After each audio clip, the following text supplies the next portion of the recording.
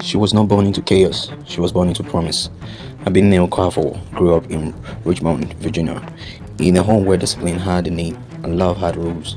Her parents, Mama Nkiru and Papa, believed in education, prayer, and keeping your hands clean. Abigail was brilliant, soft spoken, the kind of girl others pointed at and said she would go for.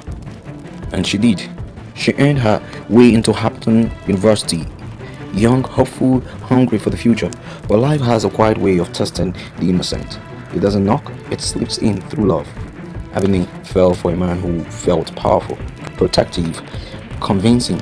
She didn't know that his shadows was no longer than his man. She didn't know that the ground beneath him was already under federal watch. When the storm finally broke, he didn't ask who was guilty. In 1994, the law came down with hammer. Not because Abigail sold anything, not because she carried anything, but because she loved the wrong guy. At just 24 years old, under federal conspiracy laws, Abigail Carful was sentenced to 24 and a half years in prison.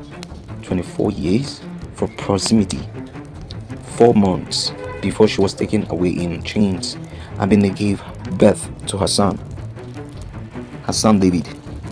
She held him with trembling hands, knowing her arms would soon be empty. Her parents took the baby home. She went the other way, into concrete, still and silent. Prison did not just steal her freedom. Prison did not just steal her freedom, it stole her motherhood. She missed first words, first steps, first questions. Then, Miss knocked where justice had slammed the door. In 2000, President Bill Clinton commuted her sentence. Abina walked out older, thinner, but unbroken. She made a decision that day. This story will not end here. She went back to school, earned a degree in social work, stood in churches, classrooms, and community halls, telling young people the truth that nobody warned her about. One decision, one relationship, one moment can rewrite your whole story. She founded a non-profit to support families torn apart by incarceration. She turned her pain into purpose, her shame into service. Then, decades later, when the world had almost forgotten, redemption came full circle.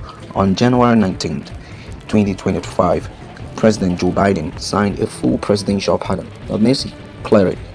Her name was wiped clean, her records erased, her story restored. She wrote a memo. Her life became a film. But more than that, she became proof. Proof that falling is not the end. Proof that chains do not get the final word. Proof that even after the darkest midnight, morning still comes. This is not just having a story. It is a warning. It is a lesson. It is hope. And now I ask you, do you believe people should be punished forever for one wrong turn?